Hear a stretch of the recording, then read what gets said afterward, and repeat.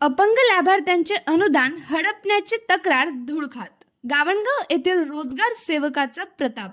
पातूर तालुक्याच्या अतिदुर्गम भागातील गावणगाव येथील रोजगार सेवक प्रवीण शांताराम राठोड यांनी अपंग घरकुल लाभार्थ्यांचे अनुदानाचे पैसे हडपण्याचा आरोप अपंग लाभार्थी बाबाराव परशुराम चव्हाण यांनी 10 मार्च रोजी पातूरच्या गटविकास अधिकारी यांच्याकडे दिलेल्या तक्रारीतून केला होता. परंतु 10 दिवस उलटूनही अपंग लाभार्थ्यांची तक्रार पातूरच्या पंचायत समितीमध्ये धुळखात असून अद्यापही तक्रारीची दखल घेतली गेली नसल्याने अपंग घरकुल लाभार्थी बाबाराव परशुराम चव्हाण यांना पुन्हा 17 मार्च रोजी पातूरच्या गटविकास अधिकाऱ्याकडे तक्रार केली आहे.